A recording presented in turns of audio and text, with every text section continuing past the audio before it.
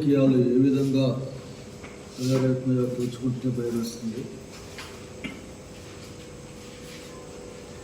అసలుకి ఇంటి మీదకి దాడి చేయడం అంటే నాకేం అర్థమే కావడం లేదు. అది బయట వాళ్ళు వచ్చి ఇక్కడికి దాడి చేయడం, అది కూడా యాసిడ్ బాటిల్, అట్లాగే పెట్రోల్ బాటిల్ విసిరేయడం. నిజంగానే ఇక్కడ నాకు అర్థమైంది ఏంటంటే, దొరికితే ఆఖరికి ఏమైనా చేద్దామని ఇంటెన్షన్తోనే ఇక్కడికి రావడం అని అనిపిస్తుంది. అంటే అసలు దట్ డిస్ట్రక్షన్, ఇది రావడం లేకుంటే ప్రొటెస్ట్ చేయడం, దట్ ఈస్ డిఫరెంట్ ఇష్యూ. అట్లా కాకుండా మంటలు సృష్టించడం మీకు ఇంటి ముందు రాకండి, ఇది కరెక్ట్ కాదు. ఇది రాజకీయమైన ఆలోచనలు, రాజకీయ భేదాలు ఉంటాయి.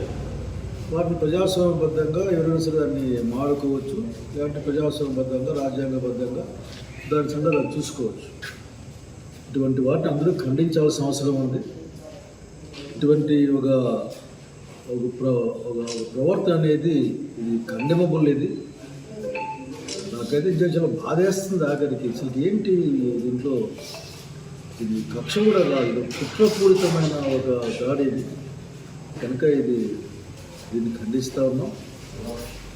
ఏదేమైనా యోగి రమేష్ ముఖ్యంగా ధైర్యమున్న నాయకుడు. ఆఖరికి రమేష్ లాంటి వాళ్ళు వైఎస్ఆర్ కాంగ్రెస్ పార్టీకి అసలుకి చాలా పెద్ద ఎత్తున వాళ్ళు సేవ చేసిన వాళ్ళు. పార్టీ మా నాయకుడు జగన్మోహన్ రెడ్డి గారు కూడా పూర్తి స్థాయిలో మద్దతుగాను అండగా నుంచి గుర్తు చేసుకుంటూ ఉద్యోగ విషయాన్ని చెప్పాలనుకుంటా ఉన్నాను. ఏది ఏమైనా సరే రాజకీయాల్లో ఇటువంటిది ప్రోత్సహించకపోవడం అనేది కూటమి ప్రభుత్వానికి మంచిదని నేను తెలియజేస్తాను.